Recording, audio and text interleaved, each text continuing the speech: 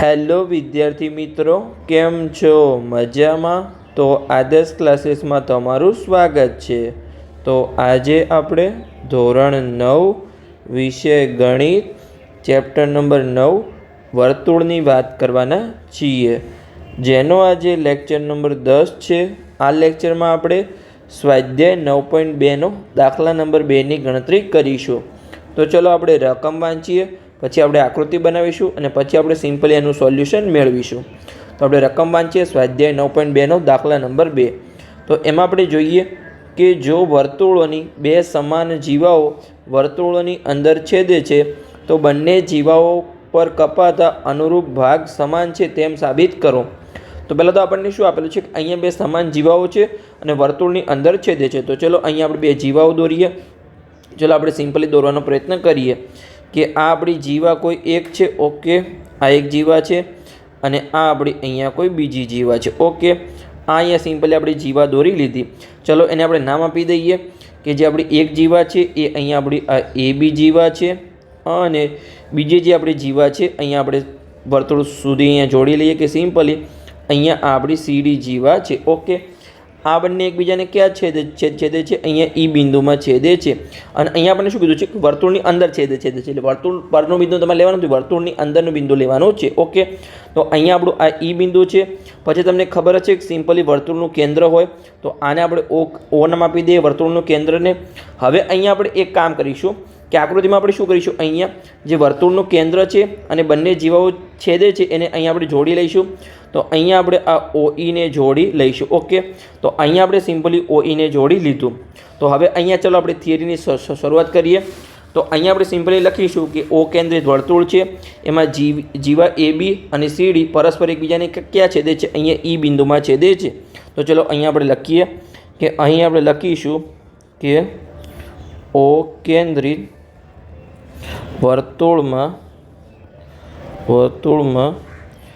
જીવા એ બી અને સીડી પરસ્પર ઈ બિંદુમાં છેદે છે.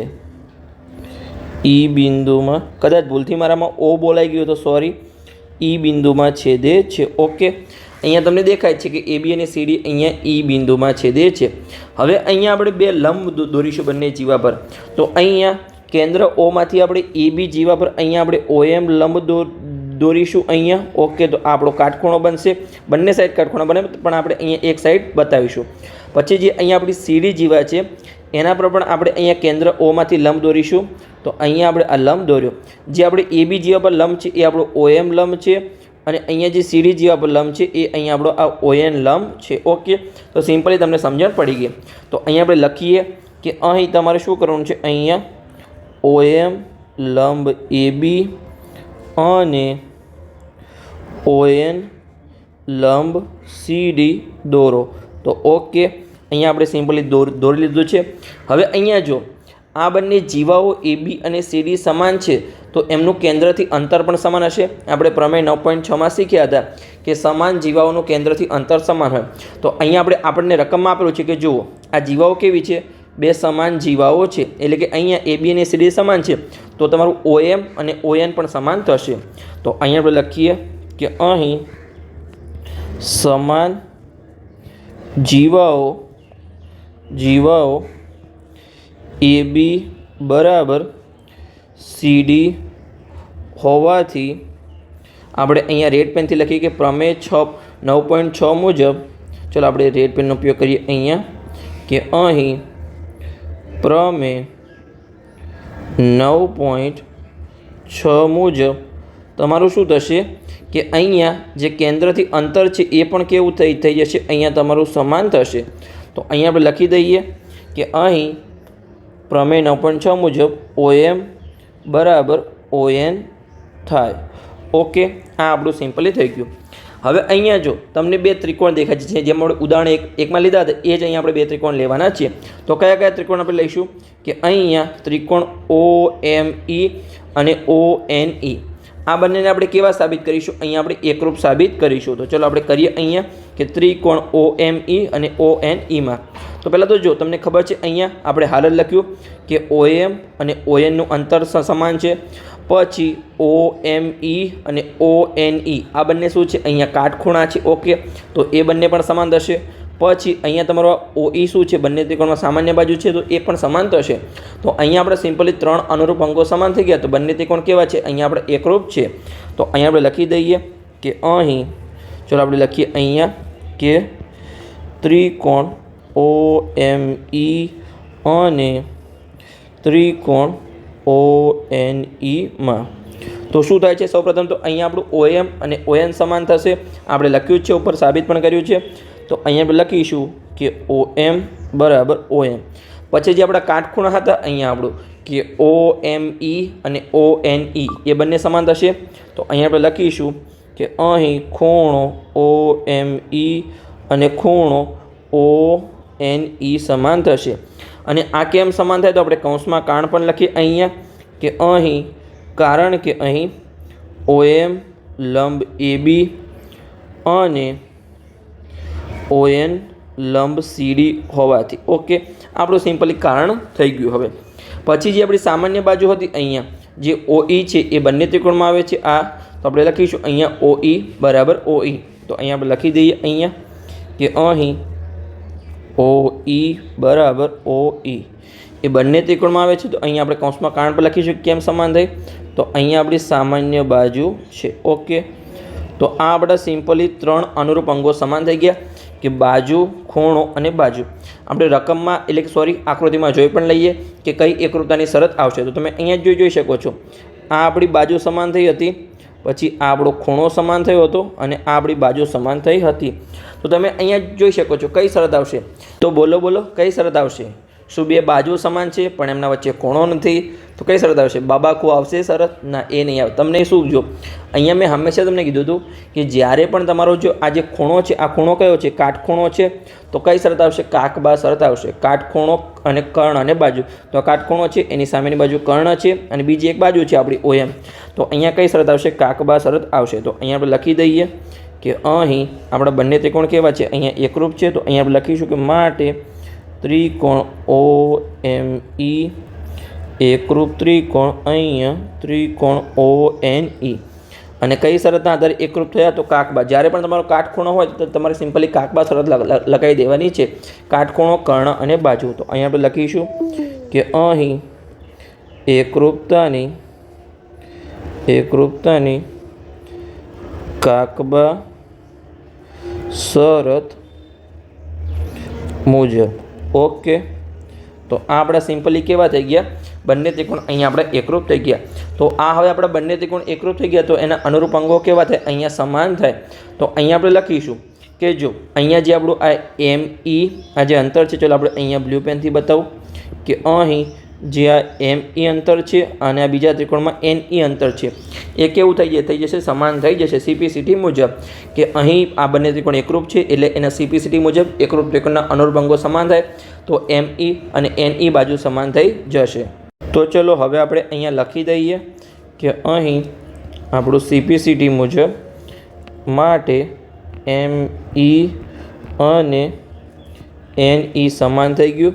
અને આપણે કૌંસમાં કારણ પણ લખી દઈએ કે CPCT મુજબ. ઓકે, આ આપણું સિમ્પલી થઈ ગયું.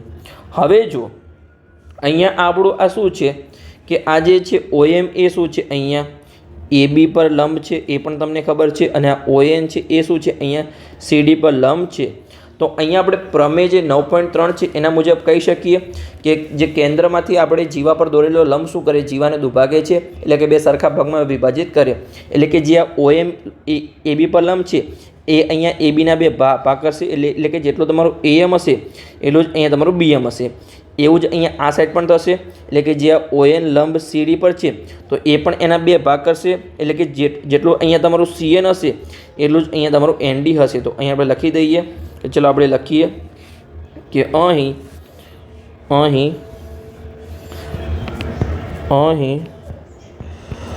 OM લંબ AB અને ON લંબ CD હોવાથી પ્રમેય 9.3 મુજબ શું થશે અહીંયા શું કરશે જીવાને દુભાગશે તો અહીંયા આપણે લખીશું કે એ બીના બે સરખા ભાગ થશે એટલે કે AM અને MB થશે અને CDના પણ બે ભાગ થશે એટલે કે CN બરાબર ND થશે. એટલે કેવા બે સરખા ભાગ થાય દુભાગે એટલે કે બે સરખા ભાગ થશે. ઓકે બે સરખા ભાગ થાય. ઓકે AM અને MB આ ABના બે સરખા ભાગ છે. CN અને ND આ બંને શું છે CDના બે સરખા ભાગ છે. પરંતુ હવે આપણને ખબર છે કે શું છે અહીંયા આપણી જીવાઓ સમાન છે. આપણને રકમમાં આપેલું હતું કે અહીંયા જે આપણને જો બે સમાન જીવાઓ છે એટલે કે AB અને CD સમાન છે તો આ ચારેય ભાગો કેવા થશે અહીંયા આપણે સમાન થઈ જશે. ઓકે તો અહીંયા આપણે લખી શકીએ કે અહીં પરંતુ AB બરાબર CD હોવાથી જેના ભાગો છે એ પણ કેવા થઈ જશે અહીંયા આપણે સમાન થઈ જશે. એટલે કે ચારે ભાગો આપણે સિમ્પલી સમાન થાય તો અહીંયા આપણે લખીશું કે AM બરાબર MB બરાબર CN બરાબર ND. ધારો કે આપણે હું તમને સમજાવું છું કે કેવી રીતે ચારે ભાગો સરખા થયા. ધારો કે અહીંયા તમારું AB હતું એ 10 મીટર હતું અને એને સમાન અહીંયા તમારું CD પણ 10 મીટર હતું. હવે જો ABના બે સરખા ભાગ હોય તો કેટલા હોય અહીંયા 5 મીટરનો એક ભાગ હોય અને બીજો ભાગ પણ અહીંયા 5 મીટરનો હોય. આવી રીતે તમારું CD હોય એના પણ બે સરખા ભાગ કેટલા મીટરના થશે તો એ પણ બંને 5 મીટરના થશે. તો આપણે કહી શકીએ કે ચારે ભાગ કેવા છે એક 5 મીટર બીજું 5 મીટર ત્રીજું 5 મીટર અને ચોથું 5 મીટર. તો ચારે ભાગ કેવા છે સિમ્પલી સરખા છે. તો અહીંયા આપણે લખી શકીએ કે AM બરાબર MB બરાબર CN બરાબર ND. આ તો મેં તમને અહીંયા સિમ્પલી સમજાવવા માટે ઉપયોગ કર્યો હતો. ઓકે તો અહીંયા આપણે રફ એન્ડ રિમૂવ કરીએ. આપણા ચારે ભાગ સરખા થઈ ગયા. તો અહીંયા જે આ સરખું થયું હતું એને અહીંયા આપણે પરિણામ નંબર 1 નામ આપીએ અને આને અહીંયા આપણે પરિણામ નંબર 2 નામ આપીએ. તો અહીંયા હવે આપણે પરિણામ 1 અને 2 નો ઉપયોગ કરીશું. તો અહીંયા આપણે લખીએ કે અહીં પરિણામ 1 અને 2 પરથી. તો ચલો અહીંયા આપણે લખી દઈએ કે અહીં પરિણામ 1 અને 2 પરથી. ઓકે તો અહીંયા આપણે શું લખીશું જો પરિણામ 1 અને 2 પરથી આપણે કે અહીંયા જેટલું તમારું AM છે આ સાઈડ જેટલું AM એટલું જ અહીંયા તમારું આ ND છે. તો ઓકે પછી એમાં આપણે શું કરીશું અહીંયા કે અહીં ME અને NE એડ કરીશું. તો કેટલું બનશે ટોટલ તમારું AE અને DE બનશે. તો ચલો આપણે પહેલાં તો હું તમને લખીને સમજો એટલે તમને સિમ્પલી આઈડિયા આવે કે જો અહીંયા તમારું AM અને ND સમાન છે તો એને આપણે અહીંયા લખી દઈએ કે અહીં સમીકરણ 2 પરથી AM અને ND સમાન થાય છે. હવે આ બંને સરખું છે. હવે આપણે સરખામાં સરખું ઉમેરીએ તો કેટલું રહે તમારું સરખું જ રહે. જેમ કે અહીંયા આપણું AM અને ND છે તો આપણે શું ઉમેરીશું અહીંયા ME અને NE ઉમેરીએ તો આ બંને શું છે સરખું છે. જેમ કે અહીંયા તમારું હોય કે 4 અને 4 તમારા સરખા હોય હવે તમે બંને સાઈડ 2 ઉમેરો તો અહીંયા પણ 2 ઉમેર્યા અને અહીંયા પણ 4માં તમે 2 ઉમેર્યા તો ટોટલ તમારા કેટલા થશે આ સાઈડ પણ તમારા 6 થશે અને બરાબરની આ સાઈડ પણ 6 થશે એટલે તમારા સરખા જ રહેશે. તો અહીંયા આપણે જે AM છે એમાં અહીંયા આપણે ME ઉમેર્યું બરાબરની નિશાની અહીંયા આપણે NDમાં અહીંયા આપણે NE ઉમેરી. ઓકે તો સરખામાં સરખું ઉમેરીએ તો આપણે કેટલા રહે સરખા એટલે વચ્ચે આપણે બરાબરની નિશાની મૂકી દીધી. ઓકે આ તમારું સિમ્પલી થઈ જાય. તો ચલો આને આપણે એક નીચે લખી દઈએ એક સ્ટેપ. ઓકે તો આ આપણું સિમ્પલી થઈ ગયું. હવે જો AM પ્લસ ME શું છે ચલો તમને આકૃતિમાં બતાવું અહીંયા કે આપણું જો આ જે તમારું છે ઉપરની સાઈડ છે તમારું AM અને આ છે તમારું ME એટલે કે AM અને ME જોડાઈને શું બનાવશે તમારું AE બનાવે છે. પછી જે તમારો આ ND છે ઉપરનો ભાગ ઓકે અને નીચેનો ભાગ NE તો ND અને NE જોડાઈને શું બનાવે તમારું DE બનાવે છે એટલે કે AE અને DE અહીંયા બરાબર થશે. તો અહીંયા આપણે લખીશું કે આ બંને ભાગ જોડાઈને અહીં AE બનાવે છે અને પેલી સાઈડ બરાબરની પેલી સાઈડ DE બનાવે છે. તો અહીંયા આપણે લખીશું કે AE બરાબર અહીંયા આ તમારું DE થશે. ઓકે આપણે સરખામાં સરખું ઉમેર્યું તો આપણે સિમ્પલી 2 ભાગ બની ગઈ AE અને DE થાય. હવે અહીંયા આપણે શું કરીશું સરખામાંથી સરખું બાદ પણ કરીશું. કેવી રીતે ચાલો હું તમને બતાવું. તો અહીંયા આપણે કરીએ કે અહીં તથા આને આપણે હાઇલાઇટ કરી લઈએ કેમ કે આ જ આપણું અહીંયા પરિણામ છે. આ પરિણામનો એક ભાગ છે. હવે આપણે બીજો પરિણામનો ભાગ શોધવાનો છે. તો અહીંયા જો તમારું આ MB અને CN પણ અહીંયા તમારું સમાન છે. તો અહીંયા આપણે લખીશું પહેલાં કે અહીં MB બરાબર CN. હવે આપણે શું કરીશું કે MBમાંથી ME ને બાદ કરીશું અને આ જે CN છે એમાંથી NE ને બાદ કરીશું. તો ચલો આપણે કરી લઈએ અહીંયા કેમ કે બંને સરખું છે તો સરખામાંથી સરખું બાદ થશે. તો અહીંયા આપણે MBમાંથી અહીંયા ME બાદ કરીશું અને જે CN છે એમાંથી અહીંયા આપણે NE બાદ કરીશું તો તમને કયું પરિણામ મળશે. ચલો આપણે આકૃતિમાં જોઈએ કે અહીં જે આ તમારું ચલો અહીંયા રફરને રિમૂવ કરવાનો પ્રયત્ન કરીએ. ઓકે, ચલો આપણે રફરને રિમૂવ કરીએ. ઓકે, સિમ્પલી અહીંયા આપણું આ રફર રિમૂવ થઈ ગયું. ચલો પરફેક્ટલી આપણે રિમૂવ કરવાનો ટ્રાય કરીએ. ઓકે, ચલો મેઇન વર્ક રિમૂવ ના થઈ જાય એ તમારે અહીંયા ખાસ ધ્યાન રાખવાનું છે. ઓકે, આ તમારું રિમૂવ થઈ ગયું. હવે જુઓ કે અહીંયા આ તમારો છે MB, આ જે તમારો ભાગ છે. ઓકે, આ તમારો આખો MB છે અને આ તમારો અહીંયા CN છે. એમાંથી જે તમારો ઉપરના ભાગ છે એટલે કે અહીંયા આપણે ME અને NE બાદ કરીએ તો નીચેના બંને ભાગ વધશે. તો અહીંયા તમારું આ CE વધશે આ સાઈડ અને આ સાઈડ શું વધશે? અહીંયા તમારું BE વધશે. તો અહીંયા આપણે લખી દઈએ કે MB માંથી ME બાદ કરીએ તો તમારું BE વધશે અને જે CN છે એમાંથી ઉપરનો ભાગ NE બાદ કરીશું તો અહીંયા આપણું CE વધશે. તો અહીંયા આપણે લખી દઈએ અહીંયા કે અહીં જે MB માંથી ME બાદ થયું તો અહીંયા તમારું BE વધ્યું BE અને પેલી સાઈડ તમારું CN માંથી NE બાદ થયું તો અહીંયા તમારું સિમ્પલી CE વધ્યું. ઓકે, તો આ પણ તમારું અહીંયા સરખું થઈ ગયું. તો અહીંયા તમારો પ્રશ્ન પૂર્ણ થઈ ગયો. તમને જવાબ મળી ગયો. કેવી રીતે? તો કે જો અહીંયા AE અને DE શું છે અહીંયા? તો જો અહીંયા જ્યારે બે અહીંયા જીવાઓ એકબીજાને છેદતી હતી આવી રીતે અહીંયા ધારો કે અહીંયા E બિંદુ છે છેદે છે. અહીંયા આપણી આ AB જીવા છે અને આ અહીંયા આપણી CD જીવા થાય છે. જો આ જેના અનુરૂપ ભાગો છે જેમ કે અહીંયા આ શું ભાગ હતો? આ AE અને DE શું છે? જ્યારે એકબીજાને છેદે છે ત્યારે એના અનુરૂપ ભાગો છે. પછી આ CE અને BE શું છે? જ્યારે એકબીજાને છેદે છે એના અનુરૂપ ભાગો છે. તો અહીંયા આપણે શું સમાન સાબિત કરવાનું? તો જો કે અહીંયા બંને જીવા પર કપાતા અનુરૂપ ભાગો સમાન છે તેમ અહીંયા આપણે સાબિત કરવાનું હતું. તો આપણે સિમ્પલી અહીંયા સાબિત થઈ ગયું છે. તો ચલો અહીંયા હવે આપણે ફાઇનલ આન્સર લખી દઈએ. જે આપણે લખવાનો છે એ અહીંયા આપણે રેડ પેનથી લખીશું. ચલો આપણે નીચે લખી દઈએ અહીંયા કે માટે અહીંયા AE બરાબર DE અને BE બરાબર CE હોવાથી અહીંયા આપણે લખીશું કે આમ વર્તુળની સમાન જીવાના આપણે અહીંયા લખીશું કે જીવાના કપાતા અનુરૂપ ભાગો સમાન છે અથવા ભાગ સમાન છે. ઓકે, તો આ આપણે સિમ્પલી જે સાબિત કરવાનું હતું એ અહીંયા સાબિત થઈ ગયું છે અને અહીંયા આપણો આ લેક્ચર પણ પૂર્ણ થઈ ગયો. આ લેક્ચરમાં અહીંયા આપણે સ્વાધ્યાય 9.2નો દાખલા નંબર 2ની ગણતરી કરી. તો લેક્ચર સારો લાગ્યો હોય તો ચેનલને સબસ્ક્રાઈબ કરજો અને તમારા મિત્રોને વિડીયો શેર કરજો તો એમને પણ સરળ ભાષામાં ગણિત શીખવા મળે.